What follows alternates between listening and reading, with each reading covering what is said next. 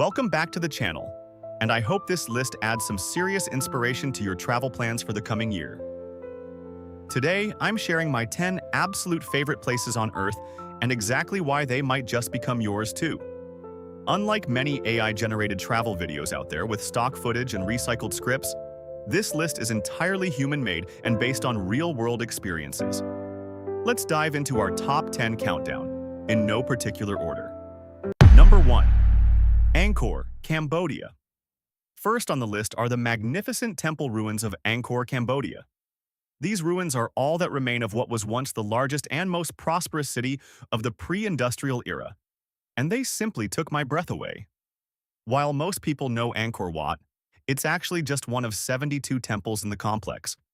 I spent 2 entire days here exploring 12 of the very best sites, and even that felt like I was just scratching the surface. What does a visit here actually look like? Well, you can witness a sunrise over its main attraction, which is a spiritual experience in itself. Imagine standing in the dark with hundreds of others, watching the sky turn purple and orange behind those iconic lotus-shaped towers.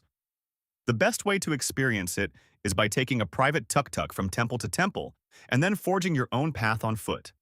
It offers a sense of self-guided discovery that I haven't felt anywhere else in the world, like you're an explorer, discovering a lost civilization for the first time. The nearby town of Siem Reap is also a fantastic destination with great night markets and day trips to floating villages. And to avoid the rainy season and the intense humidity, plan your visit between November and April. Number 2. The Canadian Rockies, Moraine Lake and Lake Louise. Choosing a favorite spot in the Canadian Rockies is like choosing your favorite child, nearly impossible. But if I had to pick, Moraine Lake takes the crown for its impossibly blue, glacial water. The scenery here is so stunning it feels like God was playing with an early access version of Photoshop just before the subscription costs kicked in. The Valley of the 10 Peaks towers over the lake, creating a scale that makes you feel both tiny and incredibly alive. Just 20 minutes up the road, you'll find Lake Louise and the Grand Fairmont Hotel, which adds a touch of luxury and warmth to the wilderness. The hotel offers fancy dining and a perfect spot to warm up your hands after a morning of photography. My highlight was the hike up to the Lake Agnes Tea House at an altitude of 7,000 feet. It's a moderate trek, but the combination of ice and gaining altitude makes the reward at the top even more worth it. Something about having hot tea served in a wooden cabin that has been there for 120 years just feels right. The best time to access these alpine wonders is from mid-June to mid-September, when the lakes are fully thawed and vibrant. Number 3. Miyajima Island, Japan. Japan is my favorite country to visit, and if I had to pick one place to represent its soul, it would be Miyajima Island near Hiroshima. It's home to the iconic floating Itsukushima Torii Gate, a landmark that truly exceeds every expectation you might have from photos. There is a piece here that glued us to the spot for hours, watching the tide rise and the sun set, changing the view every few minutes. The island is considered holy, and the shrine has stood as a protector of these sacred lands for over 1,400 years. Beyond the gate, you can take a cable car or hike up to the island's peak at 500 meters for a panoramic view of the Seto Inland Sea. The local deer are friendly, sometimes too friendly if you have food, and the streets are perfect for wandering with a snack in hand. I highly recommend staying overnight in a traditional ryokan after the final ferry departs and the crowds disappear. Being one of the few people left on the island at night is a very special circumstance that I'd love to experience again. Japan is a year-round destination, and I promise it's much more affordable than most people assume if you plan correctly. Number 4. Lapland, Finland. Finland is officially the happiest place on Earth, and its northern region of Lapland feels like stepping into a storybook. Staying in a glass igloo in the heart of the Arctic Circle is a bizarrely special and cozy experience. There's nothing like being all snug in bed, wrapped in blankets, while keeping an eye out for the northern lights dancing above you. Even if the lights don't appear, the silence of the snow-covered forest is relaxing and exciting at the same time. Our trip also included reindeer rides through the woods and a cruise breaking through the ice on the Baltic Sea. Our meeting the big man himself at Santa Claus Village was admittedly more exciting than it probably should have been for a grown man. It taps into a childhood wonder that most of us forget as we get older. If you're looking for a true winter wonderland, visit between December and March for the best snow conditions. Number 5. The Sahara Desert, Morocco. The Sahara stretches across 11 countries, but the Moroccan dunes offer a uniquely accessible and stunning experience. Spending a night in the desert, typically in a glamping-style campsite, is an experience that feels primeval. Depending on your package, you might enjoy a picture-perfect camel ride over the dunes or a 4x4 jeep ride skimming across the sand. But it's finding a campsite you can call home that truly makes the long distance traveled worth the effort. You get just enough home comforts like a real bed and a shower to feel safe, but you're deep enough in the wilderness to feel like Tom Hanks in Cast Away. The sunsets here are hard to beat, turning the sand into a glowing sea of red and gold. Indulging in local music and dancing around an open fire under a sky filled with millions of stars is something you will never forget. To avoid the blistering heat of midsummer, the best times to visit are during the spring or autumn months. Number 6. Lake Bled and the Alps, Slovenia. Slovenia is a small country, but it packs a massive punch when it comes to variety and natural beauty. Everything I'm about to mention is within a 60 to 90-minute drive, making it one of the easiest places to explore. Lake Bled is the height of tourism with its iconic church on an island, but nearby Lake Bohinj feels like a hidden, peaceful oasis.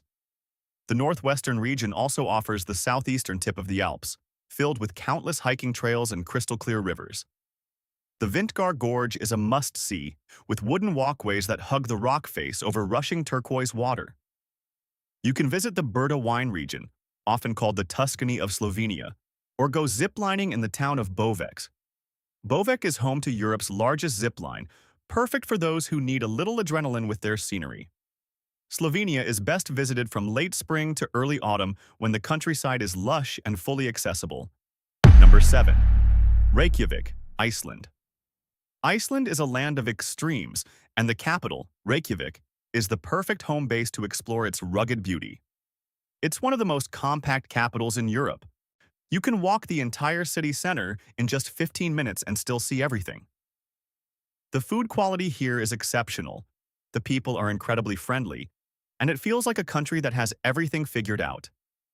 Within easy reach, you have 3 different hot spring lagoons, including the world-famous Blue Lagoon with its healing mineral waters. If you prefer something less touristy, a short road trip can take you to more natural and quiet springs hidden in the landscape. A full-day trip will take you across the Golden Circle, known for massive waterfalls, open craters, and geysers that erupt regularly. Standing next to a geyser as it shoots boiling water 60 feet into the air is a reminder of the power beneath our feet. For the longest daylight hours and the best hiking weather, visit from June to early September. Number 8. Vang Vieng, Laos. Laos is tucked between Thailand and Vietnam, hitting the sweet spot of being developed for visitors while keeping its rugged soul. Vang Vieng was once a wild party town, but it has matured into a peaceful destination set within a stunning valley. Its most well-known attraction is the natural lazy river, where you can tube downstream for hours through the karst landscape. It's a health and safety issue waiting to happen, but it's honestly some of the most fun you can have on a river. As the area has matured, it has added gorgeous lagoons for swimming, kayaking, and excellent dining options. It's also becoming a major destination for hot air balloons, offering a quiet way to see the mountains at sunrise. Everything here costs much less than in neighboring countries, and there are far fewer crowds to deal with. Plan your trip during the dry season, which runs from November to April for the best river conditions. Number 9. Petra, Jordan. The ancient city of Petra is one of the new 7 wonders of the world, and it is truly mind-bending. Stretching across 100 square miles, this massive landscape was the capital for the Nabateans over 2,000 years ago. The treasury is the most famous centerpiece, an elaborate tomb carved directly into the red sandstone cliff. No wonder it became the fictional home to the Holy Grail in the Indiana Jones movies. It looks like a movie set come to life. I recommend being at the gates when they open at 6 a.m. to beat the heat and the crowds. The hike to the monastery was my personal favorite because it felt more earned and was much less crowded than the main path. Yet Jordan also offers the buoyant waters of the Dead Sea, where you can float effortlessly, and incredible Roman ruins in Jerash. Jordan is best visited during the spring and autumn months when the weather is mild enough for long days of hiking. Number 10. Ubud, Bali. While I've aged out of the loud party scene in Kuta, the town of Ubud in the heart of Bali is somewhere I will always love.